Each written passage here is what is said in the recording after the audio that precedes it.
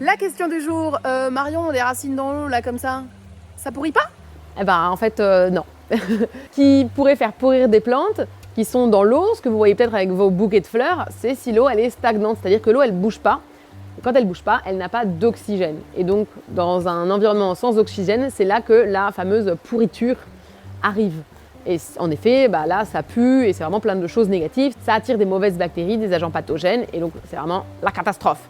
Dans la mesure où justement nos systèmes sont ultra oxygénés, nos plantes elles ne pourrissent pas, au contraire elles sont ravies, elles nous font de magnifiques racines et les mauvaises bactéries ne sont pas attirées par cette eau qui est vivante et pleine d'oxygène et de petites bulles.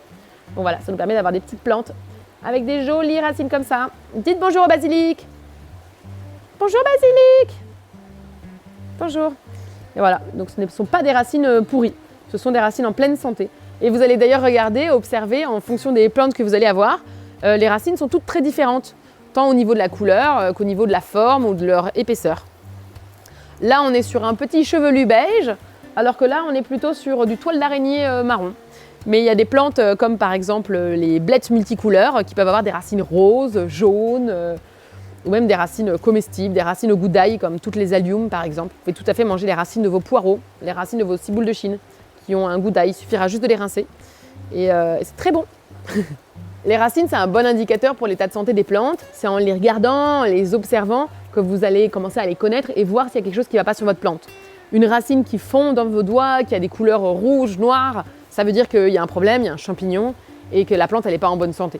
Donc c'est pas mal aussi une fois de temps en temps d'aller avoir accès aux racines, d'aller les observer, de regarder ce qui se passe et de prendre cette habitude-là. Et ensuite de le mettre en corrélation avec une plante qui meurt derrière ou pas.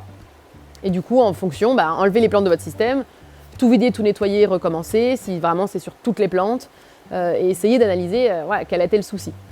Souvent, des racines en mauvaise santé, c'est soit des champignons, soit un problème de pH.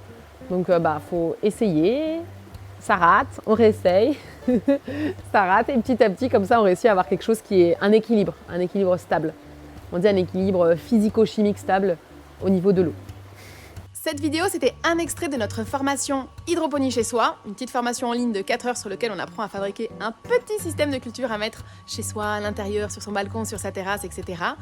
Je vous distille plein de petites vidéos et de contenus gratuits comme ça sur YouTube, mais si vous voulez avoir tout à un seul endroit, avec la liste des fournisseurs, la liste du matériel, les prix et surtout toutes les étapes pour fabriquer, mettre en route et gérer son système de culture pour avoir des bonnes récoltes cette année, vous pouvez aller regarder.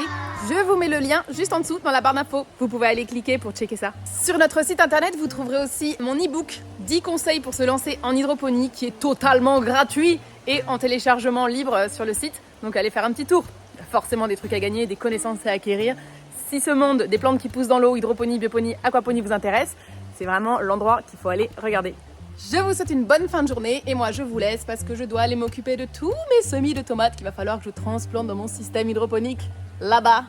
Il y a un petit peu de boulot, mais bon, je vais pas me plaindre, j'adore ça, j'ai de la chance. Passez une belle fin de journée, ciao, à bientôt sur YouTube ou alors en formation.